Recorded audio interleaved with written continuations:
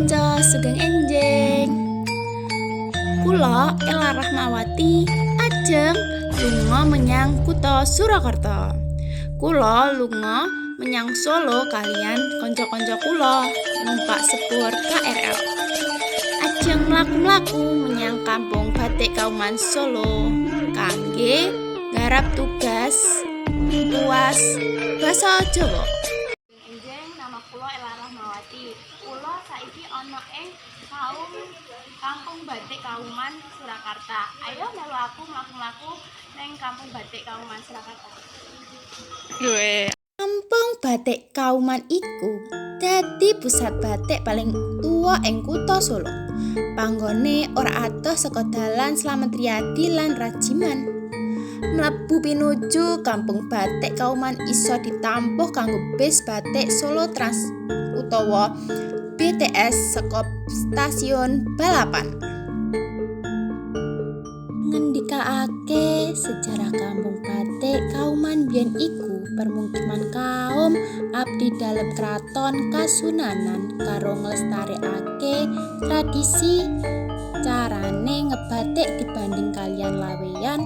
Batik Kauman luwih nonjolake motif batik klasik kalian awalan karo pakem utawa standar kraton.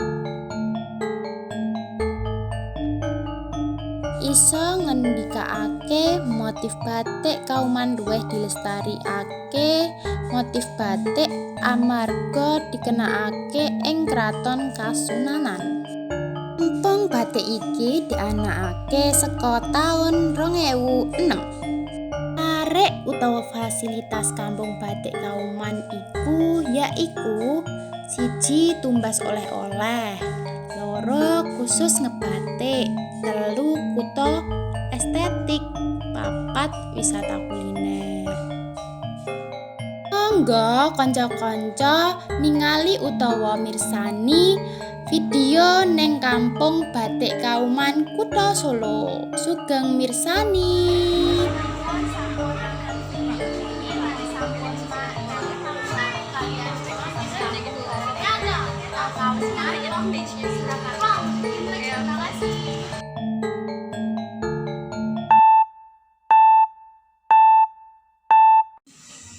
Halo Lur, sugeng dalu.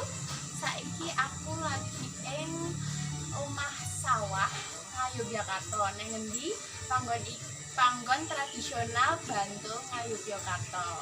Ayo Lur, saiki melu aku mlaku-mlaku ngubengi omah sawah Ngayogyakarta. Ayo.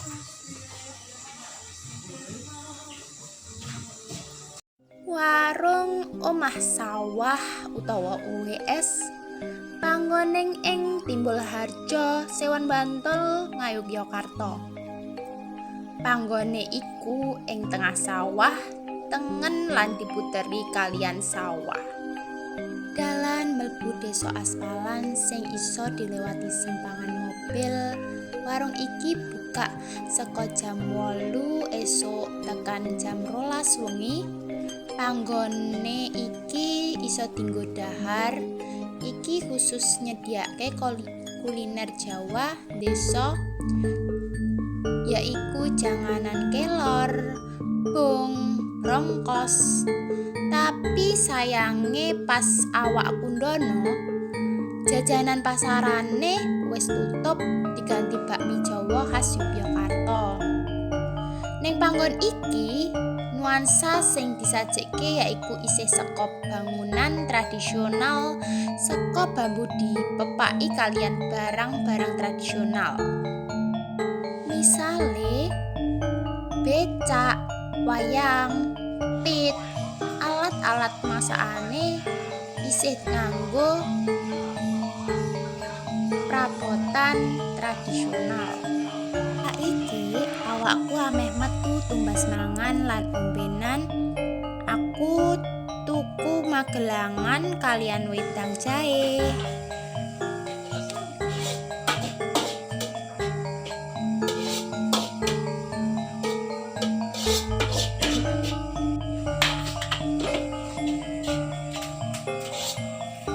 Sawise tuku iku aku ngenteni karo ndelok-ndelok foto-foto penghargaan utawa liburan karyawan-karyawan omah sawah.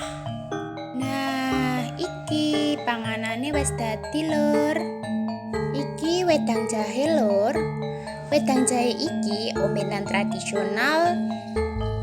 Fungsine iso nganggo ngangetke awak lan manfaate iso dinggo ngebantu ngurangi nyeri saka penyakit contohe nyeri sendi, menstruasi. Enak pol cah pokoke rasane. Panganane ning kene saka Magelangan lan wedange enak pol. Iki aku lagi ngrasake wedang jahe cah. Wah, rasane enak pol, anget-anget. Panganan keloro sing tak pesen yaiku Magelangan. Aku lagi nyoba Magelangan iki saka endok bebek. Rasane enak pol. Marake wetengku pengen tanduk terus. Sing marai panggon iki nuansa tradisional. Omah sawah iki dipajangi wayang-wayang lur.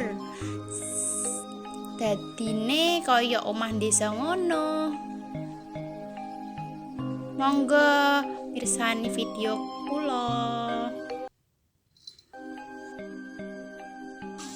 Matur nuwun lur, sampun melu aku mlaku-mlaku ing omah sawah Yogyakarta. Menawi wonten lepat kula nyuwun pangapunten.